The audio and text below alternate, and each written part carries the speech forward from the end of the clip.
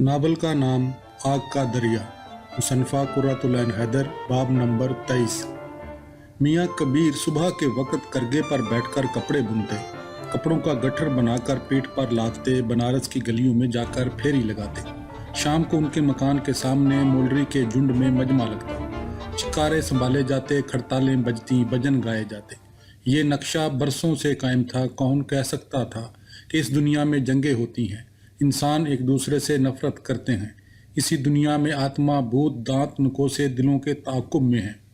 सारे में मियाँ कबीर की शोहरत फैली थी। उनकी बानियाँ किसानों और जाहिलों की ज़ुबान पर थीं। वो दूर दराज के खित्तों से लोग उनकी ओर खिंचे आते थे। काशी के पांडवों को और दिल्ली के मौलानाओं को और सुल्तान सिकंदर को, जो बड़ा कट्टर मुसलमान था, ये खराफात पसंद न थी। लेकिन वो सब क्या कर सकते थे। सारा देश एक नए रंग में रंगा जा चुका था। पिछले 300 साल से इस सूफी भक्ति मार्ग पर एक बड़ा खूबसूरत काफिला रवां था।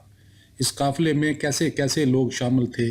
अजमेर के मोइनुद्दीन और एटे के अमीर खुसरो और दिल्ली के निज़ामुद्दीन और गुजरात के नरसिंह मेहता और बंगाल के बीरभूम का चंडीदास और बिहार की मथलापुरी के विद्यापति और महाराष्ट्र का दर्जी नामदेव, प्रयाग के रामानंद और जनूब के माधु और वल्लभ और बादशाहों और छत्रपति राजाओं के दरबारों और उमरा, वज़रा और सिपा सलारों की दुनिया से निकलकर कमाल ने देखा कि इस दूसरी दुनिया में मजदूर और नाई और मोची और किसान और गरीब कारीगर आबाद थे। ये जमहूरी हिंदुस्तान था और इस हिंदुस्तान पर इन खरका पोशों की हुकूमत थी। कारीगरों की मंडलियां उनसे वाबस्ता थीं। इस्लाम की मसावात इन हिंदू भक्तों को मुतासर कर रही थी। इस्लाम तो अमन पसंद सूफी इस देश में फैला रहे थे। यहाँ तलवार का जिक्र कहाँ था। हज़ारों बरस के सताए हुए अछूत अनसुनतों के पास बैठकर राम का नाम ले रहे थे। ऊंची ज़ातों के ब्राह्मणों को यहाँ कौन दखल था। ये बड़ी निराली दुनिया थी। इसमें हिंदू मुसलमान का सवाल नहीं था। यहाँ मोहब्बत का राज था और कमाल। जो इंसान की तलाश में सरगर्दा था, उसने देखा कि दुनिया में बेड़ियों के अलावा इंसान भी बसते हैं। ये आखिर जिसने चौपाल में बठलाकर सत्तू हाजिर किया था, उसकी जान लेना नहीं चाहता, क्योंकि उसे किसी सल्तनत को हासिल करने की तमन्ना नहीं। उसे तो दोनों वक्त बाजरे की रोटी मिल जाती है और वो खुदा का शुक्र अदा करता है। उसे मुल्कों की सियासत से क्या मतलब। ये किसान जो उसके सामने खुश खुश मंडीर पर बैठा अपनी छोटी सी बच्ची को बेर खिला रहा है, उसे क्या परवाह कि दिल्ली में आइंदा कौन हुकूमत करेगा। सुल्तान हुसैन हाकम हो तब भी वो इसी तरह हल चलाएगा और लगान अदा करेगा, और सुल्तान सिकंदर बादशाह हो तब भी। इन तुर्कों से पहले जब पृथ्वीराज बादशाह था, तब भी उसके बाप दादा यूं ही जेठ की धूप में हलकान होते थे, सावन में गाते थे, कहत पड़ता था तो खामोशी से मर जाते थे। तब कमाल ने सोचा कि गो मजहब की हैसियत ज़िंदगी में अहम समझी जाती है, लेकिन मोहब्बत ज़ाहिरी मजहब से बरतर शय है। मोहब्बत असल शय है। दूर दूर से लोग काशी आकर कबीर के कदमों में बैठ रहे थे। कमाल उन सब की बातें शौक से सुनता, उनकी सेवा करता। काशी में एक रोज़ को चीन का एक अंधा ब्राह्मण वारद हुआ। वो कबीर का नाम सुनकर सैकड़ों मील की मुसाफत तय करने के बाद यहाँ पहुँचा था। उसका एक बाजू लड़ाई में कट चुका था, लेकिन वो एक ही हाथ से राम धन पर खड़ताल बजाता था। उसे देखकर कमाल को एहसास हुआ कि वो जंगों और तबाहकारियों से पनाह लेने के लिए यहाँ भाग आया है, मगर बाहर की दुनिया में लड़ाइयाँ उसी तरह जारी थी। भाई, तुम्हारी जान किसने लेनी चाहिए थी? कमाल ने उससे पूछा। फरंगियों ने। फरंगी? हाँ, ईसाई, बहुत दूर पश्चिम से आए हैं, उसने मुख्तसर जवाब दिया। इतनी मुद्दत हिंद में रहकर वो नसारा के वजूद को बिल्कुल भूल चुका था, जो मुसलमानों के जानी दुश्मन थे और बैतुल मुक़द्दस में मुसलमानों से कटे मरते थे। तारीख में उसकी दिलचस्पी फिर औद कर आई। वो खिसक कर मालाबार के ब्राह्मण के पास बैठ गया। ये ईसाई किधर से आए हैं? उसने सवाल किया। सलीबी जंगों के सारे वाक़यात उसे अजबर थे। पुर्तगाल कोई देश है, इस नाम से तो वो वाकिफ़ था। दूसरे अरबों की तरह इल्म जगराफिया का वो भी माहिर रह चुका था। पुर्तगाल उंदलस के पास था। उंदलस उसके दिल पर एक बर्छी सी लगी। वो लोग वहाँ मुसलमानों का खात्मा करने के बाद अब यहाँ भी आन पहुँचे। कमाल को ये मालूम ना था कि पुर्तगालियों को उनके बादशाह ने और पापाए रूम ने हुक्म दिया था, जिस तरह मुसलमान हिस्पानिया से निकाले गए, इसी तरह सारी दुनिया में जहाँ जहाँ मिलें चुन चुन कर उनका कला कमा करो, एक भी जिंदा न बचने पाए। उन्होंने गोवा की सारी मस्जिदें ढा दी, मंदिरों को तोड़ फोड़ कर बराबर कर दिया। अंधा ब्राह्मण कहता रहा, गोवा के एक एक मुसलमान को तलवार के घाट उतार दिया। मैं हिंदू था इसलिए बच गया। नौजवान ब्राह्मण जो अपनी नूर से आरी आंखों से उसे तकते हुए दो तारे पर उंगलियां फेर रहा था, ये कालीकट के राजा की बहरिया का अफसर था और राजा के अमीरुल बहर कासम और मीर हसन के साथ जी तोड़ कर पुर्तगालियों से लड़ा था और अपनी आंखें उनकी बारूद की नज़र करके और एक बाजू कटाकर यहाँ पहुंचा था। कमाल को सुल्तान सिकंदर का वो सिपा सलार याद आया जो उसी तरह जोगी का रूप धारे इसे जहाज़ पर मिला था। हमारी हार हुई या जीत? कमाल ने आहिस्ता से सवाल किया। हमने तुर्की के राजा से मदद मांगी थी। तुर्की का जंगी बेड़ा मिस्र देश से हमारी सहायता के लिए आया, मगर पुर्तगाली बड़े ज़बरदस्त हैं। उसने अपनी बेनूर आंखें बंद कर ली और दो तारा बजाने में मसरूफ़ हो गया। अब शाम हो रही थी, लोग कीर्तन के लिए जमा हो गए थे। कमाल उठा और कोचिन के उस अंधे का हाथ थाम कर उसे रास्ता बतलाता हुआ लोगों के ग्रोह में ले गया। बगदाद और जौनपुर का अबुल मंसूर कमालुद्दीन, मुअर्रख, मुहक्कक, सियासतदान, सिपाही, जिसे तसव्वुफ और मार्फत से कभी सरोकार न था, बालाखर काशी के पंचगंगा घाट पर पहुंच चुका था। बाब नंबर 24। लेकिन बहुत से बुनियादी सवाल सोचने वाले जहन के लिए अभी बाकी थे। कबीर ने उससे कहा, सुनो भाई साधु, हरि से प्रेम करो, तुम्हारे दुख आपसे आप मिट जाएंगे। दुख सैनया, दुख की हकीकत उसको जहाज पर उस तांत्रिक सुधा ने भी समझाना चाहिए थी, लेकिन हरि कौन था? यह सवाल बड़ा अहम था। उस सवाल पर एथेंस में और अस्कंद्रिया में और बगदाद में बड़ी लंबी बहसें की जा चुकी थी। हज़ारों बरस कबल इसी गंगा के किनारे कपल ने और जमीनी ने और शहजादा सिद्धार्थ ने उस पर सोच विचार किया था और 700 साल गुजरे। महानदी के उस पार केरला में एक बहुत बड़ा आलम पैदा हुआ था। उसका नाम शंकर आचार्य था। कमाल ने अहद अतीक के कपल का मुताला शुरू किया और किताब बंद करके सोचा, 9 फलातूनियों की अकल फाल पुरुष है। जो अकल हैवानी प्रकृति पर असरअंदाज होती है, इंसान का खुदा से इत्साल नरवान है। तरीकत और मार्ग दोनों रहीम तक पहुँचते हैं जो राम है। गौतम सिद्धार्थ के सुनहरे रास्ते पर सदियों तलक मुसाफिरों के काफिले गुजरा किए, जिन्होंने दुनिया में अपने चंद रोज़ा क़याम के दौरान में बनारस और सांची और अमरावती और अजंता और बाग के नगारिस्तान सजा डाले। मगर ज़माने ने एक बार फिर पलटा खाया और मालवा और कन्नौज और मगध और गोड़ में फिर हरि की भक्ति का चर्चा हुआ। केदारनाथ से लेकर द्वारका तक शिव के अजीमुल शान मंदिर तामीर होते चले गए।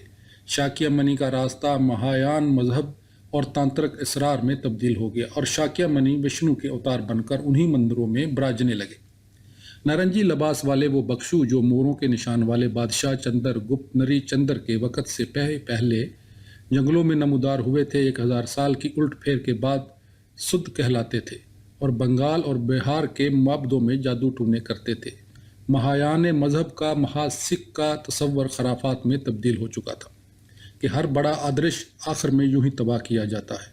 लेकिन आदर्श क्या शय है? यकलख्त कमाल को महसूस हुआ कि वो भी बाल की खाल खींचने की आदत इख्तियार कर चुका है।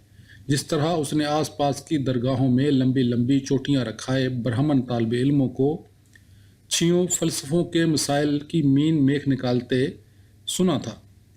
करबो जवार के गांव में बनारस और जोशी और मगहर में उसे बेशुमार फुकरा मिले, जिनकी खानकाहों में जाकर उसने तसव्वुफ़ की बातें सुनी। कस्बों और शहरों में अजीमुल शान मदरसे थे, जहाँ एक से एक जेद आलम तैयार किया जा रहा था। बड़े बड़े अमाम में पहने शेखुल जामिया जब उसके सामने पालकी में बैठ हुए निकलते तो उसे बगदाद की याद आती। नीम तारीख मठों में पंडित अपने पोथी पत्रों से सर खपा रहे थे। गंगा के किनारे कुंज में कबीर और उनके चेले प्रेम प्रेम की रट लगाए जा रहे थे, मगर वो हमेशा का ज़िद्दी खुद पसंद अरब उसने तह तक पहुँचने का तहिया किया और जिस तरह वो सुल्तान हुसैन के मुस्तअद सिपाही की हैसियत से नए मार के सर करने के लिए अपनी बर्क रफ्तार हवार पर बैठा बैठा पुरशोर नदियों में कूद पड़ता था, उसी तरह अब उसने अंधेरे समुद्र को लब्बैक कहा, जिसमें उससे पहले हजारों लाखों रूहें डुबकियां लगा रही थी।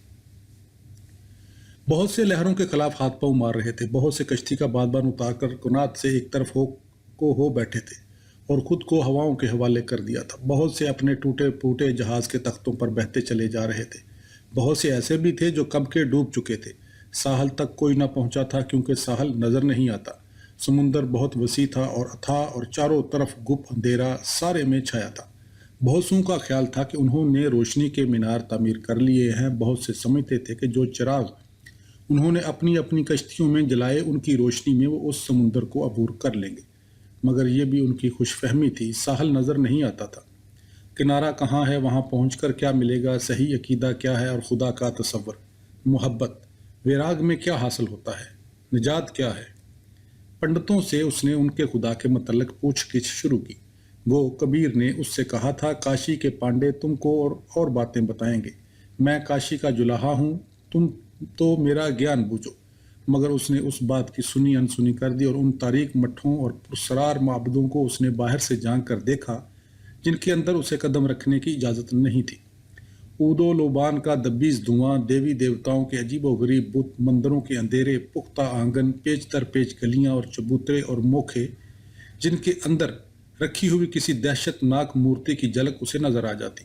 مندروں کا جاپ، پھولوں اور مٹھائیوں کے انبار، بیلوں اور گائیوں اور بندروں اور طوطوں کی یلغار، سیڑھیوں پر جمع پجاریوں کی بنبناہٹ، گھنٹوں تک کی آواز، کیا ان لوگوں کے ذہن، ان کے الہیات کے مسائل بھی انہی تنگ و تاریک ان گنت برجیوں، گلیوں اور کوٹریوں والے مندروں کی طرح پیچ در پیچ گنجلک اور ناقابل فہم ہے؟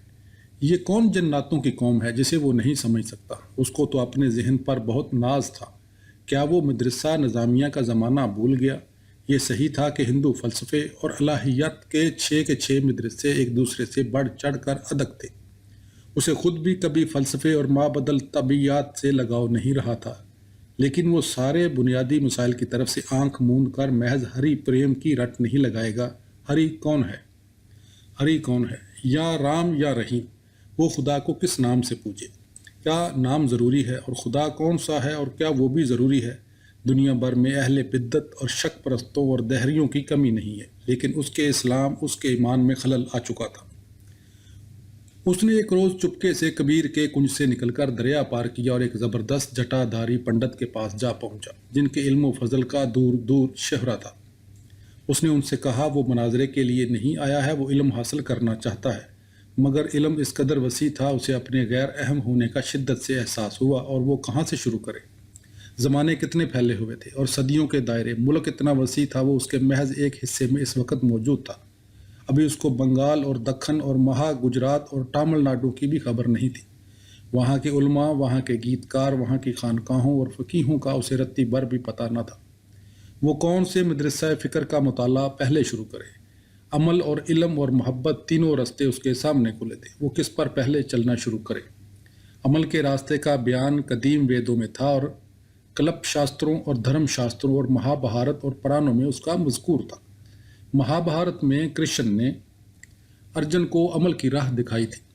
ویدک خداؤں کا ملک پر ہزاروں برس سے راج تھا، جو رفتہ رفتہ فلسفے کی علامتوں کے بجائے عوام کے ذہن میں دیوی دیوتاؤں کی حیثیت سے براج رہے تھے۔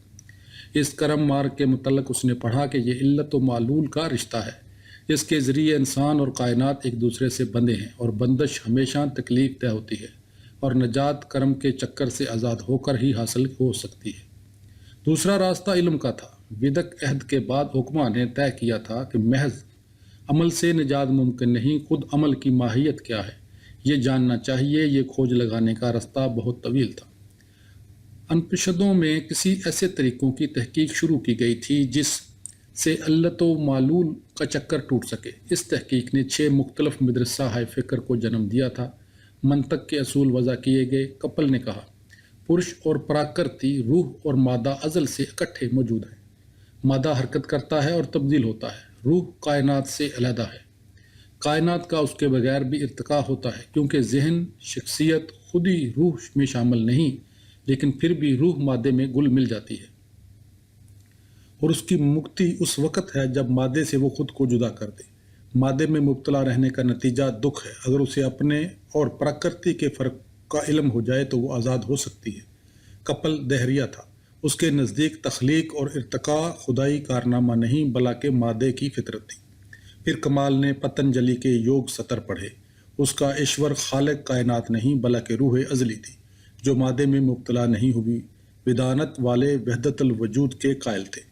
عہد عتیق کے برہمن قانون ساز گوتم کے فلسفہ علم میں اس نے وجود اور عدم وجود، بھاؤ اور ابھاؤ کی تفصیلات پڑھیں۔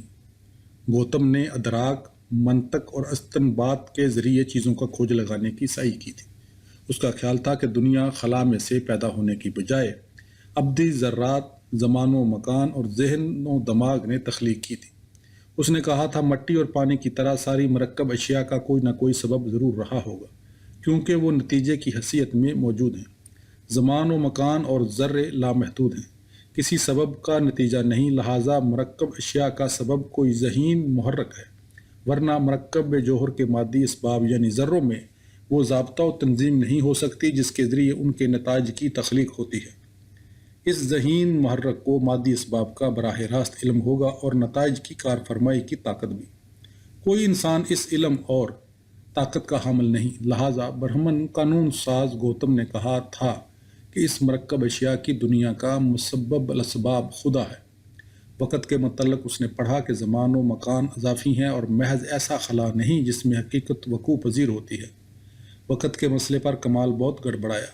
یہ مسئلہ بھی سامی نظریہ کائنات سے یکسر جداگانہ تھا، جس میں ابتدائے آفرینش سے روز قیامت تک ایک مخصوص باضابطہ وقفہ تھا، جس کے بعد ابدیت ہی ابدیت ہوگی، لیکن یہاں تو ابتدائے آفرینش کے بعد پھر ابتدائے آفرینش تھی، اور کوئی ایسا مخصوص نقطہ نہ تھا جہاں سے وقت شروع ہوا ہو۔ یہ حکمہ کہتے تھے کہ وقت کا لمحہ مختلف انسانوں کے لیے مختلف ہے۔ انسانی وقت دیوتاؤں کے وقت کا 100واں اور برہما کے وقت کا 10 لاکھواں حصہ ہے، لہٰذا چھونے اور محسوس کرنے کی دنیا ہی وجود کی ساری ممکنات سلب نہیں کر لیتی۔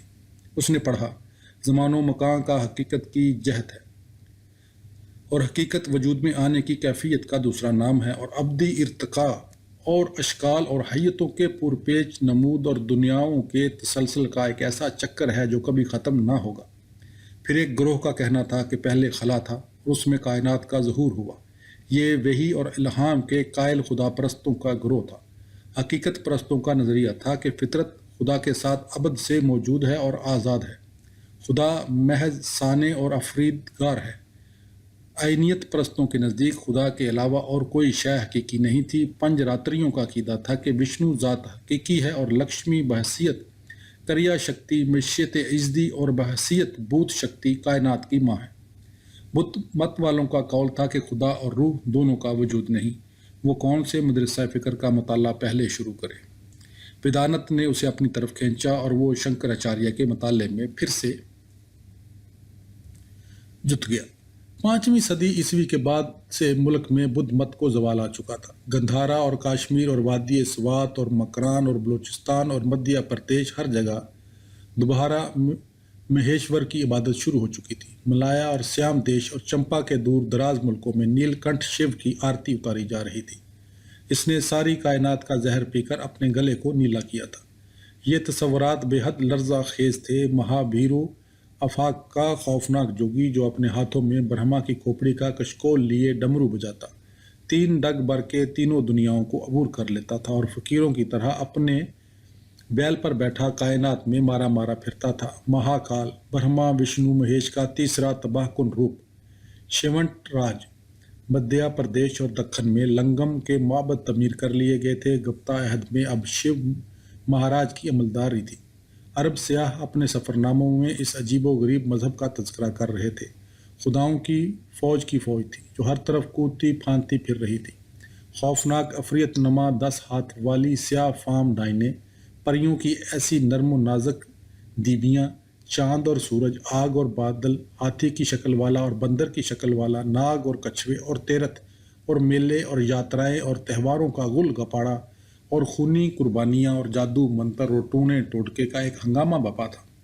سمندر پار کمبوج دیش اور یاوا اور سماٹرا میں نئی برہمن شہنشاہیت کا تسلط قائم ہو چکا تھا۔ شیو کی ڈمرو سارے میں بج رہی تھی۔ ہندو مذہب کی تجدید اور نئی تنظیم میں اس اکیلے نوجوان کا کتنا بڑا حصہ تھا جو 8ویں صدی عیسوی میں مالابار کے سال پر الوروندی کے کنارے شوگرو برہمن کے یہاں پیدا ہوا۔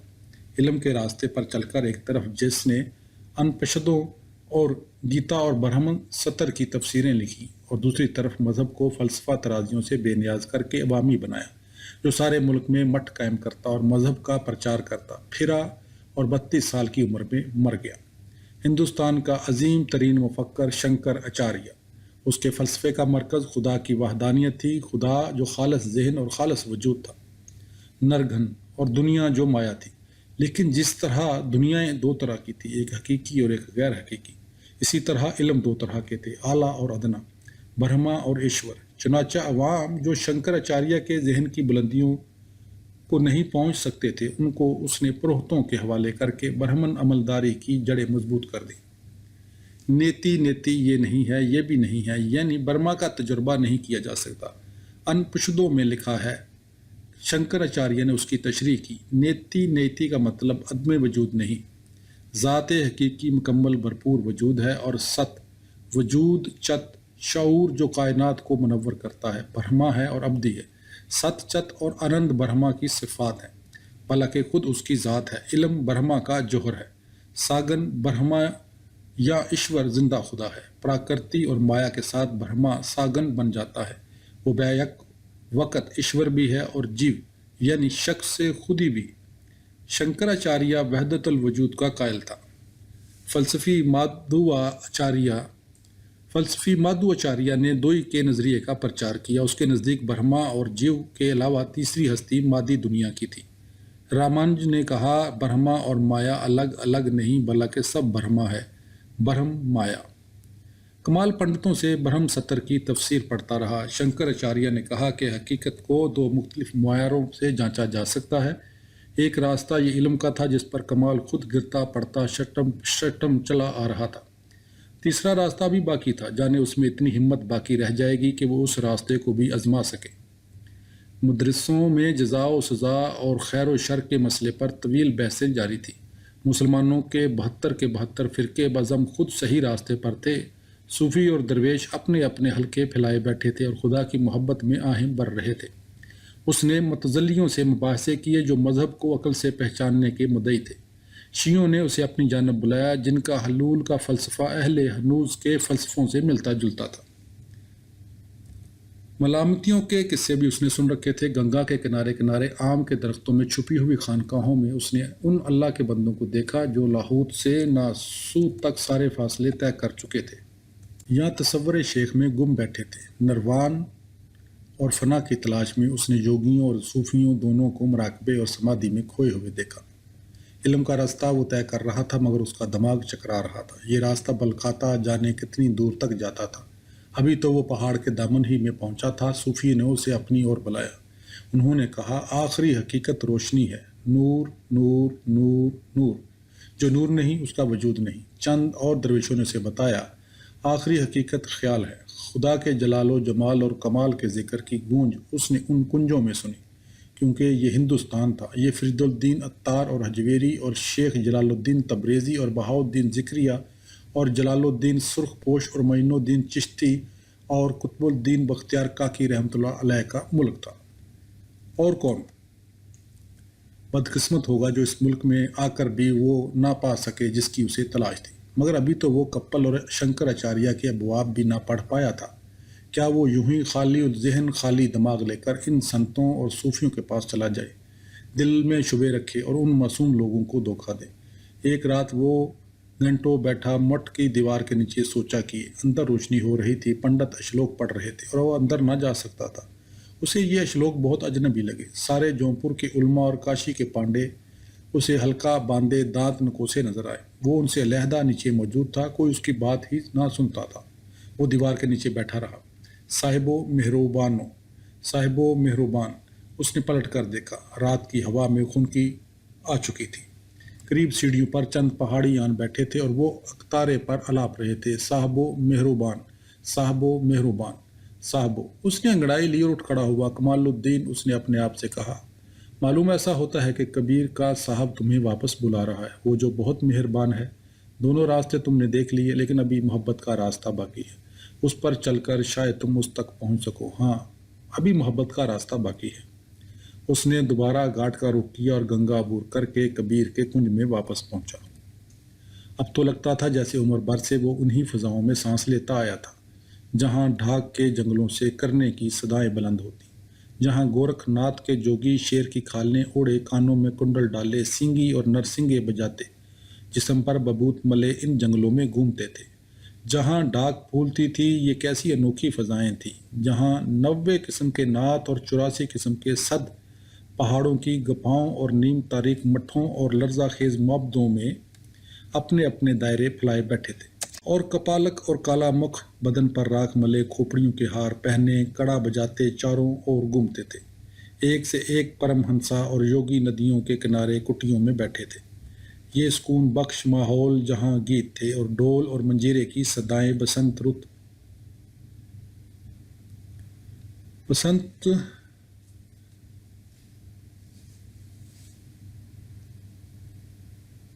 رت آتی تو سارے میں زرد اور دھانی رنگ پھیل جاتے، گریکھم رت میں درختوں سے مہوا ٹپکتا اور آم کے درخت بور سے لت جاتے، رنگیلی برکھا رت میں چندریاں ہوا میں لہراتی، لونیاں گائی جاتی، لڑکیاں پکوان پکاتی۔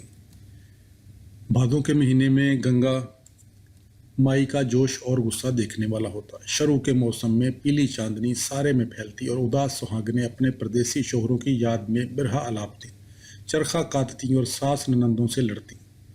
ہیمنت رت آتی، اگہن اور پوس کی سرد ہوائیں چلاتی، الاؤ جلتے، آلہا اودل گایا جاتا، ماگھ اور پھاگن کے مہینوں میں کھیتوں پر پالا برستا، چنے اور ارہر کے پودوں پر اوس کے قطرے جگمگاتے، کسانوں کے جھونپڑوں سے چکی کی گھر گھر کی صدائیں بلند ہوتی۔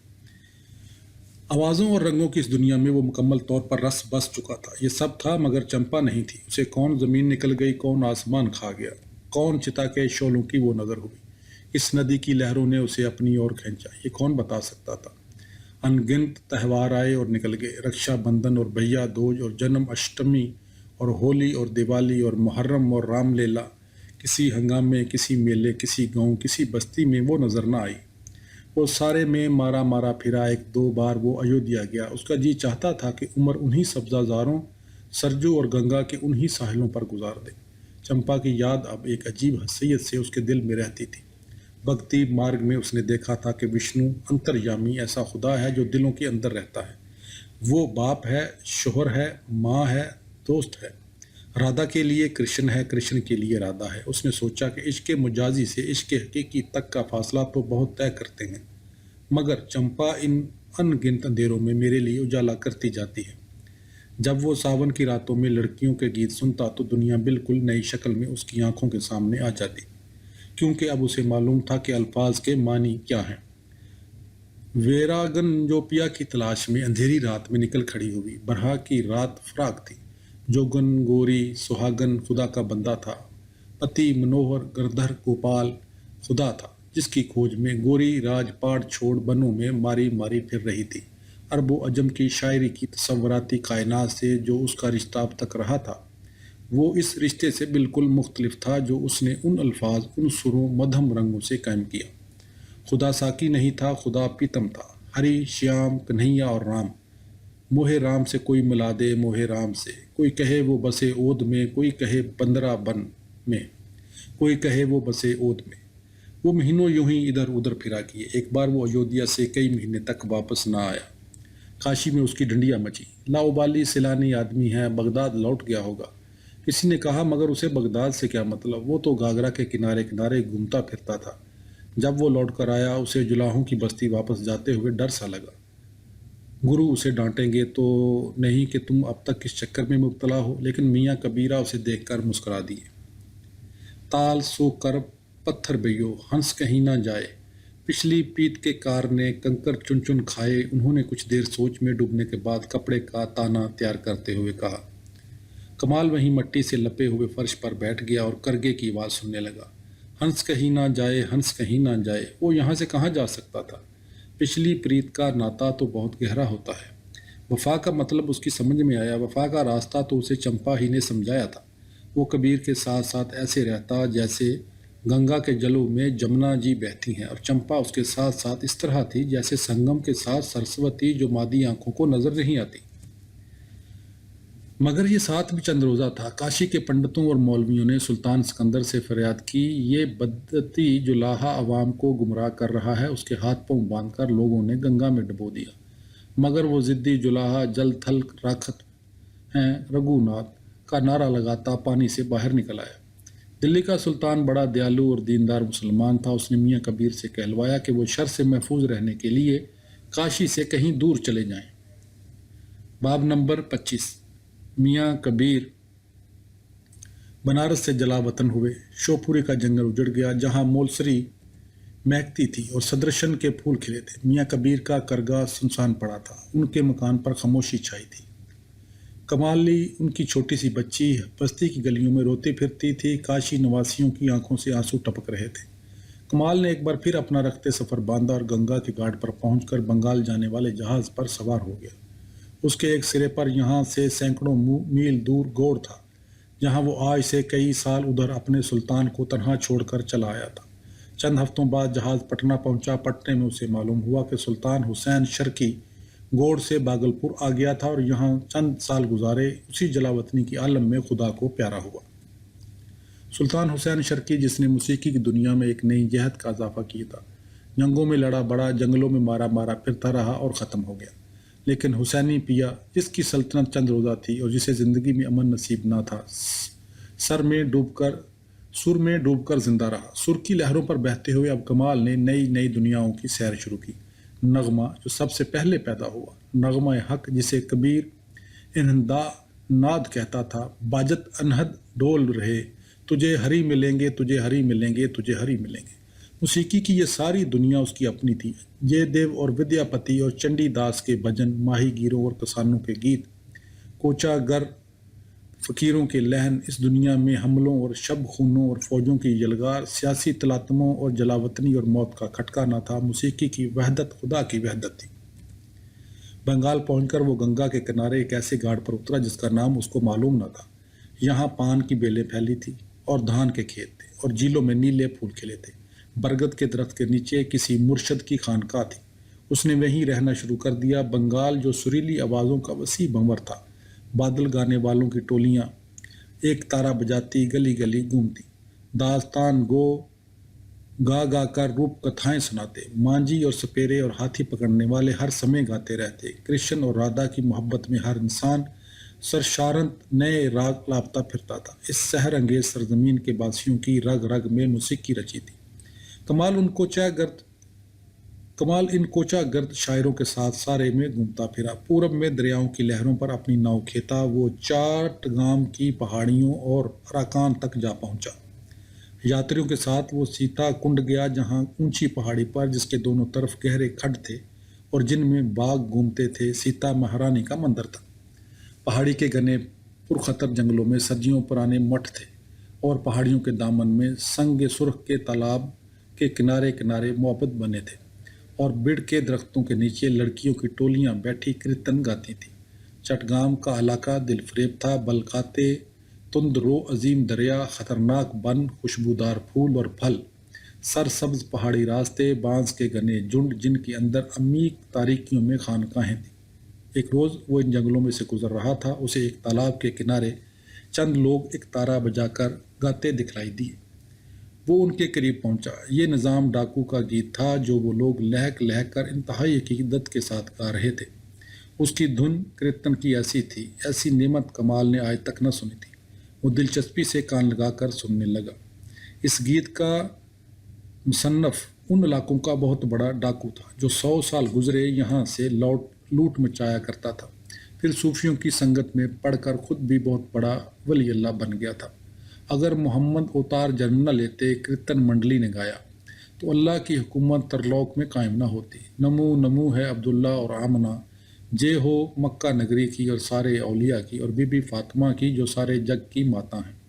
जे हो तरा में हिमालय की जिसके कदमों में सारी कायनात फैली है। जे हो पूरब से निकलते सूर्या की, अब मैं वंदरा बन के सामने झुकता हूँ।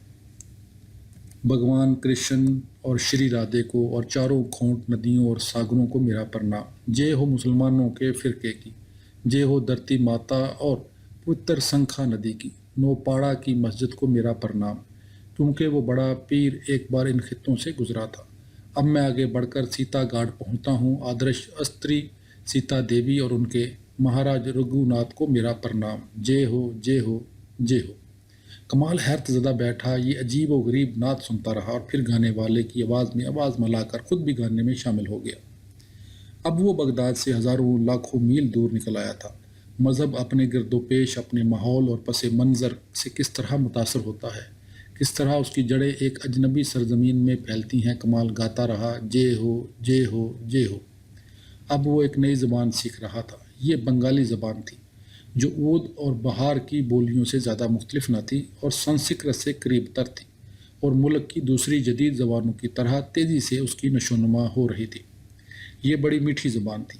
اب وہ اسے اپنی زبان سمجھنے لگا، اسی میں بات چیت کرتا، اسی میں سوچتا، اسی میں لکھتا۔ ایک زمانہ وہ بھی تھا جب وہ دربار جون پور کے ایک امیر کی حیثیت سے یہاں آیا تھا۔ وہ دربار اس وقت لٹ چکا تھا، لیکن حسین شرقی اور اس کے ساتھیوں کی شان و شوکت بہرحال باقی تھی۔ لیکن دنیا تو اب مدتیں ہوئی جون پور کے ابو المنصور کمال الدین کو بھول چکی تھی۔ کسی کو کیا معلوم کہ یہ خوبصورت نوجوان، جس کے سر کے بال کنپٹیوں پر سے تھوڑے تھوڑے سفید ہو چکے ہیں اور جو چمپا کے درخت کے نیچے بیٹھا ایک باول سے کنچن مالا کی کہانی سن رہا ہے، یا ایک تارا بجا بجا کر کبیر داس کی کوئی بانی الاپ رہا ہے، یا کاغذ قلم لیے بنگالی زبان میں کوئی لوک کہانی قلم بند کرنے میں مصروف ہے، یہ کون ہے؟ گاؤں کے اور باول گانے والوں سے گیتی کتھائیں سنتے اس سرزمین کے بہت سے مناظر اس کی نظروں کے سامنے سے گزرے۔ پال بادشاہوں کا بنگال، جب گوتم بدھ کے پجاری یہاں موتی رولتے تھے، جب پدما اور باگیرتی اور مدھو متی پر میور پنکھی جہازوں کے بجرے تیرتے تھے، جب ان سایہ دار راستوں پر سے پھولوں سے ڈھکے پشپ رتھ گزرتے تھے جن میں بیٹھی چترنی ناریاں مدھر مدھر ہنستی تھی، جگمگاتے محلوں میں رہنے والی ملکہ مینامتی، زرنگار چتر ڈولوں کے سرخ پردوں سے جھانکتی دلہنیں، وہ سب کہاں گئی؟ وہ شان و شوکت کا زمانہ کیسے ختم ہوا؟ بدھ بنگال جو ہیرے جواہرات اور سونا اور چاندی اور موتی رولتا تھا، وہ سب کیا ہوا؟ اب تو سین بادشاہوں کے محلوں میں بھی الو بولتے تھے۔ گوتم بدھ اور دیبی تارا اور درگا بھوانی اور وشنو کے پجاری دڑا دڑ مسلمان ہوتے جا رہے تھے۔ تاریخ کے نقشے کس طرح بدلتے ہیں، کمال آنکھیں بند کر کے سوچتا۔ کئی سال تک وہ اسی طرح کہانیاں اور گیت لکھتا رہا، وہ مورخ، محقق، سیاستدان، سپاہی، صوفی کبیر کا چیلا، اب گیت کار بن چکا تھا۔ اسی طرح گھومتے پھرتے وہ سونار گاؤں پہنچا اور وہاں اس نے شادی کر لی۔ اس لڑکی کا نام شنیلا تھا۔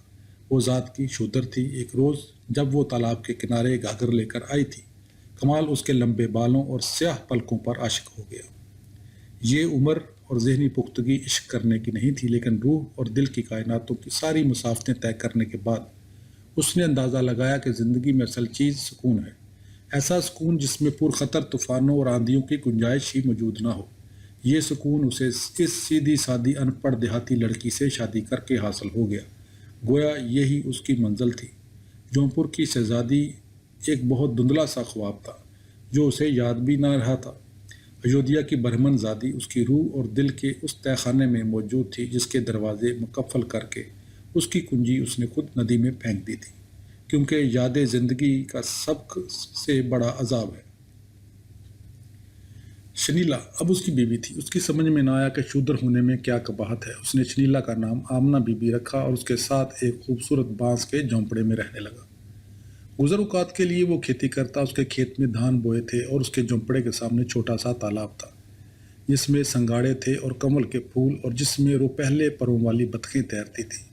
جب آسمان پر اندر کی کمان نکلتی اور جوہی کے پھولوں پر بھنورا گنگناتا، وہ اپنے چھوٹے سے مکان کے برآمدے میں اپنے ساتھی گیتکاروں کے ساتھ بیٹھ کر آنند لہری بجاتا۔ آمنہ اپنے لوچدار جسم پر تیز جامنی یا تیز سبز رنگ کی ساڑی لپیٹے پیتل کا گڑا کمر پر سنبھالے تالاب کی اور جاتی نظر آتی۔ دن گزرتے گئے۔ دکھی بنگال نے، جس کے سلاطین ہمیشہ آپس میں کٹتے مرتے رہتے تھے، اب چند دنوں سے چین کا سانس لیا تھا۔ گوڑ کے تخت پر سید السادات علاؤ الدین ابو المظفر حسین شاہ برجوان تھے۔ وسط ایشیا کے شہر ترمز سے آئے ہوئے خاندان کا یہ غریب سید، جو سلطان ابن سلطان نہیں تھا اور جس کی شرافت اور قابلیت کی بنا پر عوام نے اسے خود منتخب کر کے اپنا بادشاہ بنایا تھا، اس کے عہد میں دودھ کی ندیاں بہتی تھیں، قتل و غارت کے بازار سرد ہو چکے تھے، ایک نئی زبان کو پروان چڑھایا جا رہا تھا۔ بنگال کا یہ عظیم ترین مسلمان بادشاہ، جس کے دور میں ودیاپتی ٹھاکر اور مہا پربھو چتن سری کرشن کے عشق کے سریلے نغمے الاپ رہے تھے۔ راج محل کی پہاڑیوں سے پتھر بہا بہا کے گوڑ لائے جا رہے تھے اور نئی نئی خوبصورت عمارتیں تعمیر کی جا رہی تھی۔ دربار میں علمی مجلسیں آراستہ ہوتی تھیں۔ کئی برس بیت گئے، کمال کے بچے جوان ہو چکے تھے۔ اس نے اپنے لڑکوں کے نام جمال اور جلال رکھے تھے۔ اس کی لڑکی کا نام سکینہ بی بی تھا۔ وہ اپنی اولاد کی صورت دیکھ کر جیتا تھا۔ اس کے دونوں لڑکے ماہر تعمیرات تھے اور گوڑ اور سنار گاؤں میں عمارتیں بنوانے میں مصروف تھے۔ گوڑ کی چھوٹا سونا مسجد اور گن منت مسجد کا نقشہ جمال نے تیار کیا تھا۔ جمال گوڑ کا میر عمارت تھا۔ بڑا سونا مسجد کی سبز اور نیلی اور سفید اور زرد اور نارنجی پچی کاری میں بنگال کے سارے رنگ سمیٹ لیے گئے۔ ان کے ستون، ان کی محرابیں اور گنبد خالص دیسی تھے۔ یہ عمارتیں بھی پال اور سین عہد کی تعمیرات کی روایت میں شامل ہو گئیں۔ یہ بنگالی طرز تعمیر تھا۔ کمال کی لڑکی کی شادی بردوان کے مرشد زادوں کے یہاں ہوئی تھی۔ اس کی بیوی کا انتقال ہو چکا تھا۔ اس نے آمنہ کو اپنے ہاتھوں سے اسی تالاب کے کنارے دفن کیا تھا۔ اب اس کے بال سفید ہو چکے تھے۔ اب بھی وہ دن بھر برآمدے میں بیٹھا مرشدی اور معرفتی نغمے لکھا اور گاتا۔ اس کے بیٹے گوڑ سے اپنے گاؤں واپس آتے اور اسے ملک کی سیاست کی خبریں سنایا کرتے، لیکن یہ خبریں اب ایسی بالکل کسی دوسرے سیارے کی باتیں معلوم ہوتی، کیونکہ بغداد کا ابو المنصور کمال الدین جو 50 سال ادھر عراق سے ہند آیا تھا، کوئی دوسرا انسان تھا۔ یہ کوئی مختلف انسان تھا جو بالوں کی لٹیں اور داڑھی بڑھائے، چار خانہ تہمت باندھے، ہاتھ میں ایک تارا لیے وشنو نغمہ الاپ رہا تھا۔ ابو المنصور کمال الدین بنگالے کا باشندہ تھا، بنگالی تھا، چنانچہ جب دور پچھم دلی میں ایک بار پھر سلطنت بدلی اور سلطان ابراہیم ہارا اور ترچھی آنکھوں والا منگول ظہیر الدین جیتا اور دنیا کا بوجھ سہارنے والی گائے نے اپنا سینگ تبدیل کیا، تو اپنے بڑے لڑکے جمال سے یہ ساری سنسنی خیز واقعہ سن کر اس نے ذرا سی بھی حیرت کا اظہار نہ کیا۔ اس کے بیٹے جلال نے اسے کہا کہ وہ مغلوں کے لیے عمارتیں بنانے دلی جا رہا ہے۔ تب بھی وہ خاموش رہا۔ اس نے ساری دنیا گھوم کر اپنی منزل تلاش کی تھی۔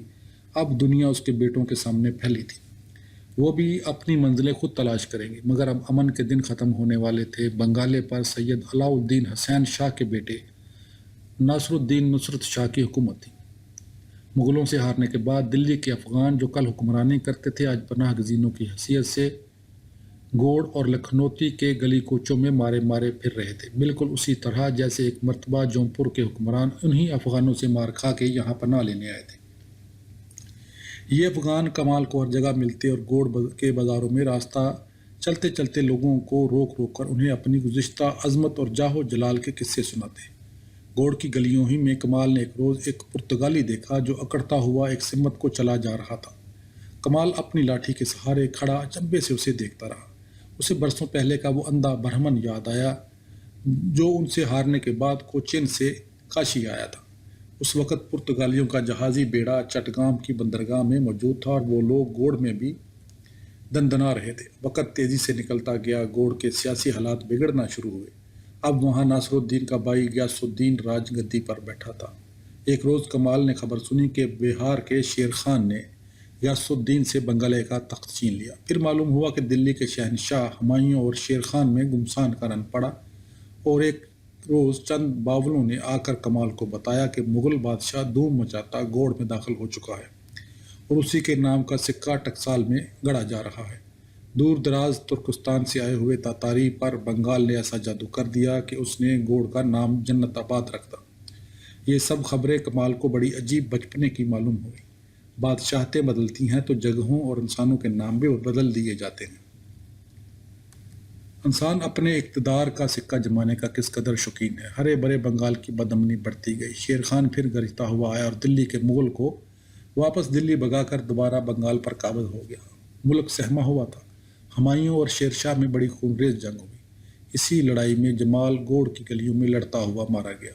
ایک رات شیر خان کے سپاہیوں نے اس گاؤں کا بھی محاصرہ کر لیا جہاں کمال کی جھونپڑی تھی۔ سپاہی لوٹ مار مچاتے اس کے گھر تک آن پہنچے۔ باہر نکلو، وہ چلا رہے تھے، تم سب سے بڑے فسادی ہو، تمہارا کوئی بھروسہ نہیں، تمہارے